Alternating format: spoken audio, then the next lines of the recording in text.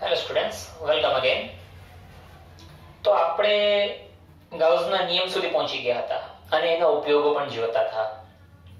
તો એના ઉપયોગોમાં પહેલો ઉપયોગ આપણે જોઈ લીધો છે તો નિયમિત ઘનતા ધરાવતો અનંત લંબાઈનો સળિયો એનું વિદ્યુત ક્ષેત્ર, જેને આપણે બે રીતે જોયો, એક ગાઉસના નિયમથી અને એક ન્યૂટનના નિયમથી.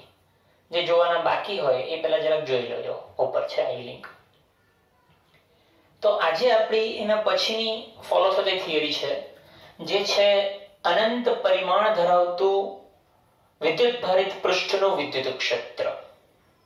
હવે અનંત પરિમાણનો મતલબ શું? અહીંયા જે મેં ડ્રોઈંગ કરેલી છે એ એકચ્યુઅલી 2D ઉપર 3D ફિગર છે. મતલબ એવું સમજીને ચાલો કે આ મારી પાસે જે લખવાનું પાટિયું છે તેની સમજાવું. આ એક્ઝેક્ટલી કંઈક આ સિચ્યુએશનમાં દોરેલું કહેવાય. જે 3D વ્યૂ છે પણ બોર્ડ ઉપર એને આ રીતે ડ્રોઈંગ કરેલું છે. તમને પણ એકચ્યુઅલી આ એંગલથી કંઈક આવું જ કંઈક દેખાતું હશે, સિરિયસલી. અને હા, જો તમે એને એક્ઝેક્ટલી ફ્રન્ટથી જોશો તો તમને એક લાઈન જ દેખાશે, જે હું થિયરીમાં કન્ટિન્યુ કરીશ આ આકૃતિમાં. એટલે કન્સિડર કરજો, આને ફ્રન્ટ વ્યૂ કહીશું અને 3D વ્યૂ કહીશું. ઓકે. અને અનંતનો મીનિંગ શું? અનંત એટલે જાણે કે આ ધાર જે ઉપરની ખરી એ અનંત સુધી વિસ્તરેલી, અનંત સુધી વિસ્તરણ, પાછળ અનંત, નીચે અનંત. એટલે એ અનંતને ડ્રોઈંગ કરવા અહીં આ ટપકા વાળી સિસ્ટમ બતાવી કે હા ભાઈ ઇન્ફાઇનાઇટ ઉપર છે આ બધું, ને આના ઉપર સતત રીતે વિદ્યુત ભારનું વિતરણ થયું છે. તો એ વિતરણ બતાવી દઉં છું. યાદચ્છિક રીતે આપણે ધન વિદ્યુત ભાર લઈશું બધાને.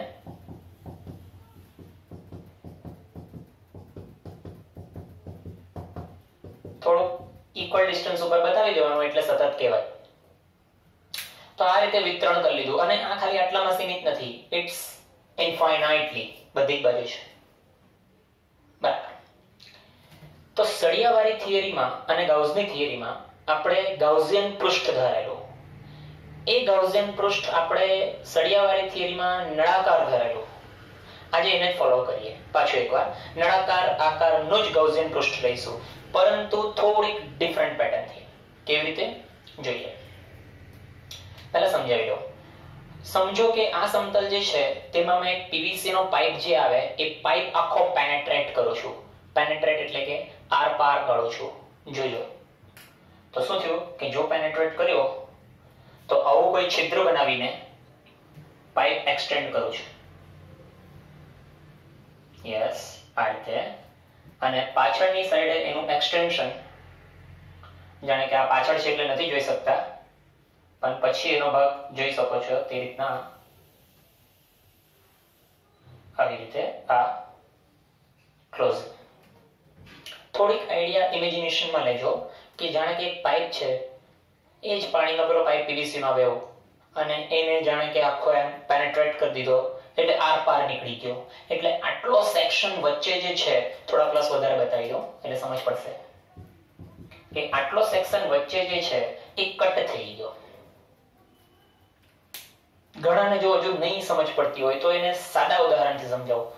સમજો કે આખરિયા પર રોટલી વણી છે અને વણેલી રોટલી ઉપર તમે ઊંધી વાડકી કે ઊંધો ગ્લાસ નાખો, કટ કરો, તો એમાં જે પેલો પૂરી જેવું સ્ટ્રક્ચર કટ થયું ને એવું.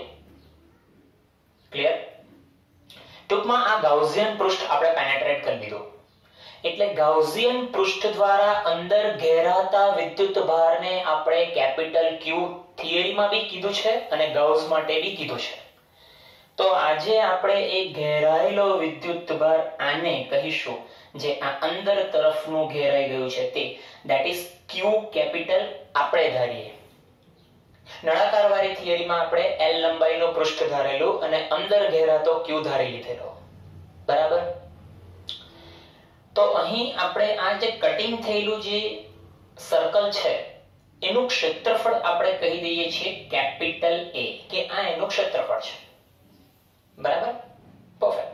અને એનું ક્ષેત્રફળ સદિશ પણ જો ડ્રોઈંગ કરવો હોય તો કરીએ, પરંતુ થિયરી પહેલા કન્ટિન્યુ કરીએ, જરૂરત પડે તે પ્રમાણે આપણે એડિટિંગ આકૃતિમાં કરીએ.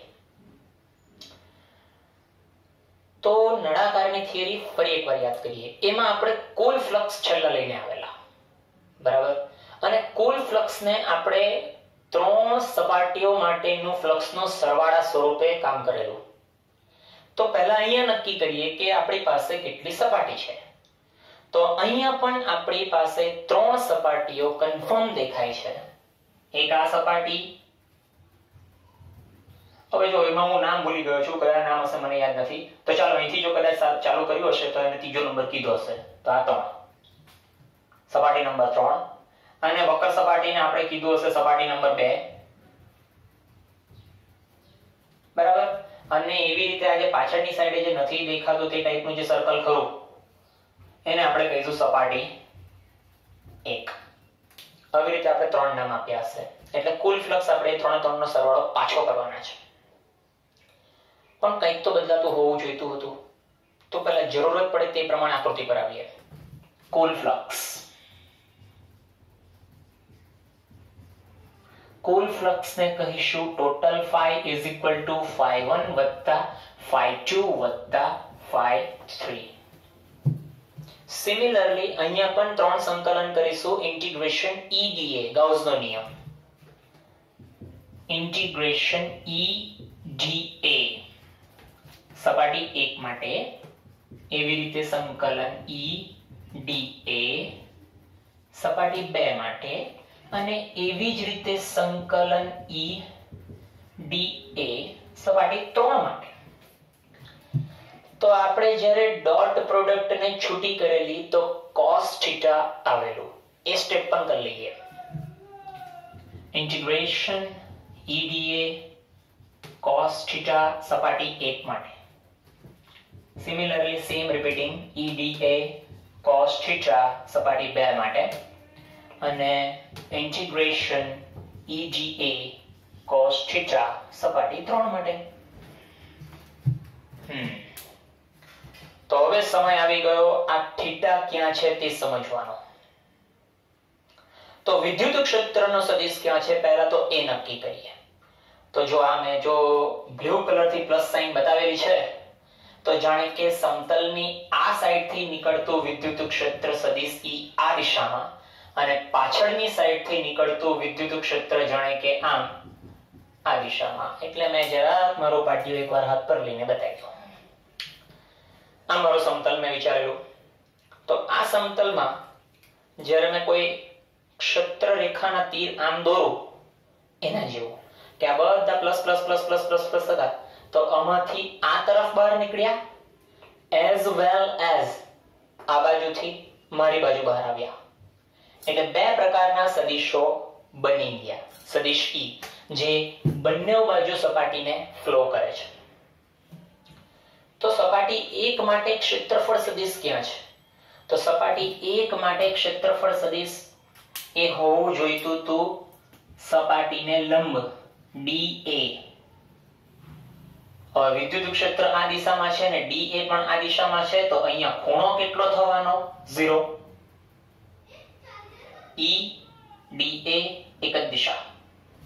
એવું પાછળ આવીએ તો અહીંયા આપણે એક સર્કલ છે, તો તેનું ક્ષેત્રફળ સદિશ પણ આ દિશામાં જ હશે. તો જોઈ શકો છો કે પાછળનો વિદ્યુત ક્ષેત્ર આ દિશામાં જતો છે, તો ક્ષેત્રફળ સદિશ પણ આ દિશામાં છે. θ બરાબર લઈશું પાછું 0. પરંતુ અહીં તમે જોઈ શકો ક્ષેત્રફળ સદિશ ક્યાં તો આમ હોય એકોર્ડિંગ ટુ સપાટી. નહીં, વક્ર સપાટી લેવાની છે. વક્ર સપાટી લેવાની છે. તો વક્ર સપાટી ઉપર ક્ષેત્રફળ સદિશ કેવો બનવાનો? તો જો અહીંયા એક સૂક્ષ્મ ખંડ ધારી લઉં કાલના જેવું પેલું, તો તેમાંથી બહાર નીકળતું DA. તો આ વખતે જોઈ શકો DA ની દિશા ઉપર છે અને બ્લુ કલરનું તીર આ બાજુ છે, એટલે વક્ર સપાટી માટે થીટા બનવાનો 90 degree. Clear? A DA DA E 90 degree. ચાલો કિંમતો મૂકો.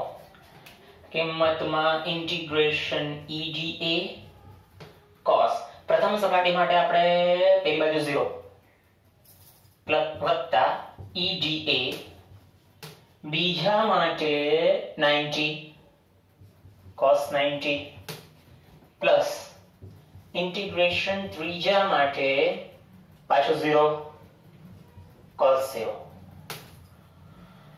ચાલો તો cos 0 ની કિંમત 1 આવે એટલે આને આપણે લખી શકીએ EDA ખાલી. cos 90 ની કિંમત 0 આવે એટલે 0 અને ઇન્ટિગ્રેશન માં cos 0 ની પાછી કિંમત 1 એટલે EDA ખાલી. આવું બે વાર બને છે એટલે 2 ટાઈમ્સ ઇન્ટિગ્રેશન EDA.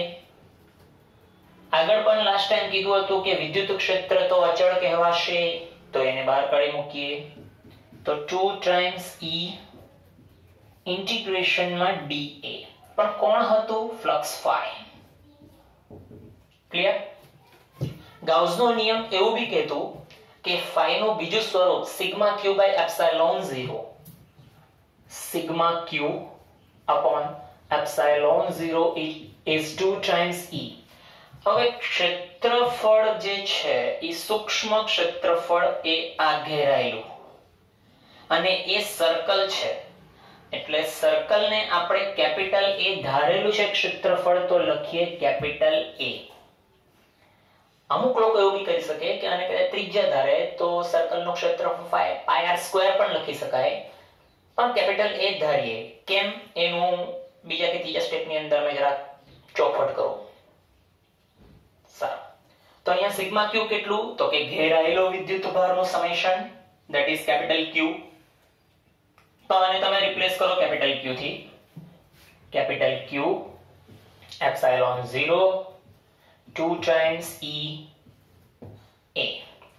કરતા બનાવવો જોઈએ મારે ક્ષેત્રફળ સદિશ E કારણ કે માંગેલું તો એ જ છે મતલબ કે E ને કરતા બનાવવું તો આ બંને નીચે જશે Q 2 epsilon 0 A. Perfect. Okay તો Q અને A એ તો મેં ધાર્યા. કેવી રીતે ધાર્યા? આ પાઇપ કેટલી જાડાઈનો આપણે એન્ટર કર્યો એ તો આપણી મરજી હતી ને. એ આપણી મરજી હતી એટલે કેટલો કેપિટલ Q અંદર કવર થાય અને કેટલો કેપિટલ A કટિંગ થાય એ તો આપણી મરજી હતી તો એને રિપ્લેસ કરી લેવું પડે અને એનું રિપ્લેસ કરીશું આપણે રેખીય નહીં રેખીય પેલામાં હતું આપણે સળિયામાં એટલે અહીંયા પૃષ્ઠ છે તો પૃષ્ઠ ઘનતા that is સિગ્મા કે ઘેરાયેલો વિદ્યુત ભાર તો એટલું ક્ષેત્રફળ એટલે એકમ ક્ષેત્રફળ દીઠ વિદ્યુત ભારને ઘનતા કહે છે તો ત્યાં રિપ્લેસ કરું છું સિગ્માને તો અહીં E સિગ્મા બાય 2 એપ્સિલોન 0 આ તમારું મૂલ્ય સ્વરૂપ આવી ગયું અને આ મૂલ્ય સ્વરૂપમાં જો તમારે સદિશ સ્વરૂપને ઇન્ટ્રોડ્યુસ કરવું હોય તો તમે કહી શકો છો that for સદિશ E તો સિગ્મા બાય 2 એપ્સિલોન 0 પરફેક્ટ એમાં n કેપ જ્યાં n કેપ એ વિદ્યુત ક્ષેત્રની દિશાનો જ એકમ સદિશ આ દિશામાં n કેપ જો પાછળનું વિચારીએ તો પાછળની દિશામાં n કેપ મીનિંગ કે વિદ્યુત ક્ષેત્ર જે બાજુ નીકળવાનું છે તે રીતના આ બાજુ તો આ તરફ આ બાજુ તો આ તરફ પણ મૂલ્ય છે સિગ્મા upon 2 એપ્સિલોન 0 રિપીટેડલી પાછું એકવાર જોઈ જજો ઓન એન્ડ ઓન કરીને અને એનું ગુજરાતી સાથેનું વર્ણન પ્રોપરલી નોટ ડાઉન કરજો. એક નાની વસ્તુ બાકી રહી ગઈ જે ઇમ્પોર્ટન્ટ મને લાગે છે ચેપ્ટર 2 માટે કેપેસિટન્સ મેં અહીંયા જ કવર કરવાનો એટલે મેં આ બોર્ડ સાફ કરું તેના માટે જસ્ટ સમય આપજો. Okay board clear. નવી સિસ્ટમને સમજીએ. અહીં હવે મેં બે પ્રકારની પ્લેટોની સાથે કામ કરવા માંગુ છું કે એકચ્યુઅલી આ તમારું મેં બેઝિક બનાવું છું ચેપ્ટર 2 નું. ચેપ્ટર 2 તમારું આવશે કેપેસિટન્સ તો એમાં આપણને બે પ્લેટોની રચના આવશે જે વિદ્યુત ભારનો સંગ્રહ કરે છે. એટલે ફૂલ ડિટેલ નો ડાઉટ આપણે ચેપ્ટર 2 માં આપીશું, પરંતુ એનું સ્ટ્રક્ચર સમજવાની ટ્રાય કરીએ. અહીં આ બે પ્લેટ ઉપર જે બતાવેલી છે 3D આકૃતિ છે, આ એની 2D આકૃતિ છે. કેવી રીતે હમણાં જ તમને સમજાવેલું હતું મેં પેલો પાટિયો પકડીને. તો અત્યારનું સ્ટ્રક્ચર આમ છે, એટલે કે તમે સાઈડ પરથી જુઓ છો ત્યારે તમને ઉપર બતાવેલું તેવું દેખાયું, પણ જેવું તમે ફ્રન્ટ વ્યૂમાં જુઓ છો તો તમને ખાલી એક લાઈન દેખાય છે, એક લાઈન દેખાય છે, તે છે. ક્લિયર? હવે આ સમતલ બની ગયા આના જેવા. એટલે અહીંયા એકની વાત કરેલી, હવે બે ની વાત ચાલવાની. અને કેપેસિટન્સ માટે આપણને જરૂરિયાત છે એક ધન વિદ્યુત ભારિત પ્લેટ અને એક ઋણ વિદ્યુત ભારિત પ્લેટ. બે ધન હોય તો પાણી સોકે, બે ઋણ હોય તો પાણી સોકે, તો એ કેપેસિટન્સ ના કહેવાય. કેપેસિટન્સ માટે એક ધન એક ઋણ, જેની ચર્ચા આપણે બીજા ચેપ્ટરમાં કરીશું. એટલે અત્યારે ફક્ત સમજવા માટે એકને મેં ધન વિદ્યુત ભારિત લઈ લઉં અને એકને મેં ઋણ વિદ્યુત ભારિત લઈ લઉં. સિમ્પલ. પણ સરપ્રાઈઝ તો એ છે કે બંને પ્લેટો પર વિદ્યુત ભારનું અમાઉન્ટ એટલે કે મૂલ્ય સેમ રહેશે. એટલે જેટલો વિદ્યુત ભાર આપણે આના પર આપીશું એટલો જ વિદ્યુત ભાર આપણે આના પર આપીશું, પણ નો ડાઉટ નેગેટિવ. એટલે એક પ્લેટ આપણી ધન આપણે જો રાખી તો બીજી પ્લેટ આપણી ઋણ. ક્લિયર? બીજો, ક્ષેત્રફળની દ્રષ્ટિથી એટલે કે ક્ષેત્રફળની દ્રષ્ટિથી પણ બંને સેમ રહેશે. એટલે જેટલું ક્ષેત્રફળ આપણે આ પ્લેટને આપીશું એટલું જ ક્ષેત્રફળ આપણે આ પ્લેટને પણ આપીશું. તો સિગ્માનું ફોર્મ્યુલા હતું Q/A, જે બંનેમાં સેમ છે. તો બંને પ્લેટ એટલે કે આ નંબર 1 પ્લેટ, આ નંબર 2 પ્લેટ, તો બંને પ્લેટ માટે વિદ્યુત ભાર ઘનતા સમાન રહેવાની છે. ક્લિયર? ક્લિયર. તો અહીં વિદ્યુત ક્ષેત્ર પહેલા બનાવવા પડશે, જે હમણાં શોધીને આવ્યા. તો વિદ્યુત ક્ષેત્ર ક્યાં અને કઈ દિશામાં કેવી રીતે છે? તો નંબર પ્લેટ 1 જે ધન છે એટલે એમાંથી બહાર નીકળતા વિદ્યુત ક્ષેત્ર બનાવીએ. તો લેવો ભાઈ, આ બે બહાર નીકળતા નામ આપી દઈએ E1 સદિશ, E2. ક્લિયર? અરે E1 જ છે, પહેલી પ્લેટ જ 1. ક્લિયર? ઓકે. નેગેટિવમાં અંદર આવતા ક્ષેત્રો, કારણ કે નેગેટિવ એટલે એની તરફ ખેંચે, તો તેમાં અંદર આવતું વિદ્યુત ક્ષેત્ર આ અને આ, જેમાં આનું નામ પડે 2 2. ક્લિયર? ઓકે. તો અહીં જોઈ શકો છો 3 પ્રકારના વિભાગ છે. કયા 3? આ પ્લેટની આ બાજુનો વિભાગ, પેલી પ્લેટની પેલી બાજુનો વિભાગ અને વચ્ચેનો વિભાગ. એટલે મેં 3 ને નામ આપું છું. વિભાગ 1, 1 2 3 કરતા આપણે PQR કે કંઈક XYZ નામ આપીએ. X વિભાગ Y અને વિભાગ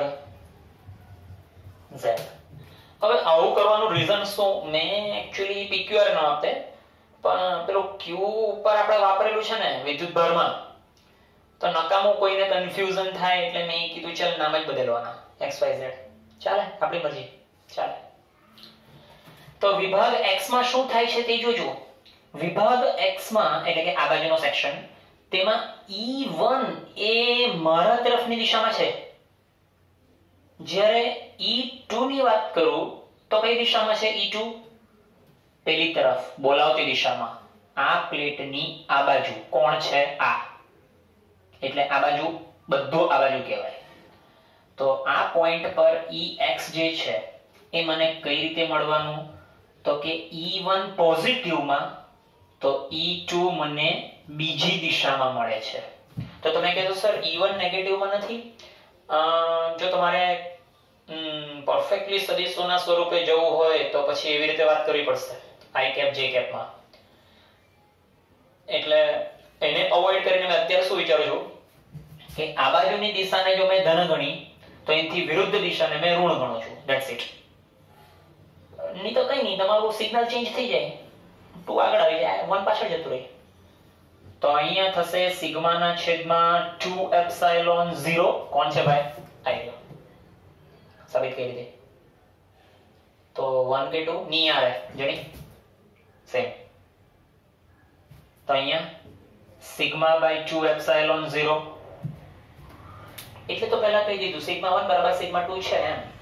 એટલે મૂલ્ય સમાન થઈ ગયા. સમાન મૂલ્ય બંને ઉડી ગયા એટલે 0.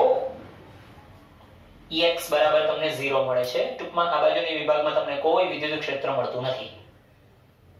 પેલી બાજુ છે z ઉપર વિભાગ z. વિભાગ z માં Ez. તો હવે એમાં જોજો શું કરીએ. એમાં તમે જોઈ શકો છો E2 આ બાજુની દિશામાં છે અને E1 આ બાજુની દિશામાં ગણાય, કારણ કે આ પ્લેટની આ બાજુ બધું જ આ બાજુ, એટલે આ આમ જાય. તો હવે પ્લસ, જો તમે પ્લસ આ વખતે E2 ને આપે તો માઈનસ E1 ને આપો સિમિલરલી. પછી તમે એમ કે સર અમારે આ બાજુ પ્લસ રાખવું છે ને અને માઈનસ, ચાલે, તમારી મરજી. તો આમાં પણ એવું થયું sigma by 2 epsilon 0, sigma by 2 epsilon 0 and it's eliminate each other, એટલે તમને આન્સર મળે છે 0. તો પ્લેટ્સની આઈધર સાઈડ, ક્યાં તો આ બાજુ ક્યાં તો પેલી બાજુ, બંનેમાં તમને વિદ્યુત ક્ષેત્રનું મૂલ્ય 0 મળે છે. ચાલો વચ્ચે આવીએ. તો હવે વચ્ચે માટે Ey that is, જો ભાઈ બે એક જ દિશામાં ચાલ્યા વચ્ચે, એટલે બંનેનો સરવાળો થવાનો E1 + E2, એટલે સિગ્માના છેદમાં 2 એપ્સિલોન 0 વત્તા સિગ્માના છેદમાં 2 એપ્સિલોન 0 ભેગા થઈ જવાના, એટલે 1/2 1 સિગ્માના છેદમાં એપ્સિલોન 0 Ey. આ થિયરીને સાથે ખેંચવાનું કારણ, ભાઈ તમે કન્ફ્યુઝ નહીં થતા આમાં ને આમાં. એકમાં બગડો છે છેદમાં ને એકમાં નથી. તો દાખલામાં તમે મિસ્ટેક કરીને આવતા છે એટલે કહો, જ્યાં જે લખવાનું તે લખીને ને બીજું કોઈ મૂકીને આવે. તો અહીંયા જો ને ભાઈ, આ ક્યારે આવ્યું છેદમાં 2 ક્યારે આવે? એક જ પ્લેટ હોય તેનું વિદ્યુત ક્ષેત્ર છેદમાં 2 એપ્સિલોન. પણ જ્યારે બે પ્લેટનું કોમ્બિનેશન આવે એટલે કેપેસિટન્સ ચેપ્ટર, સેકન્ડ ચેપ્ટર, એમાં જ્યારે આપણે વિદ્યુત ક્ષેત્ર નક્કી કરીશું, કેપેસિટન્સનું વિદ્યુત ક્ષેત્ર, તો તેમાં છેદમાં 2 નહીં આવે. કેમ નહીં આવે? આ એની થિયરી. તો તે વખતે પાછા પૂછશો નહીં કે સર આપણે તો પહેલા ચેપ્ટરમાં તો પ્લેટ માટે સાબિત કરેલું છેદમાં 2 વાળું.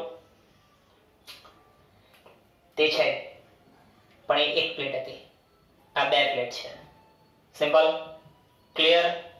સેકન્ડ ચેપ્ટરમાં આ એડવાન્સમાં જશે જો આગળ.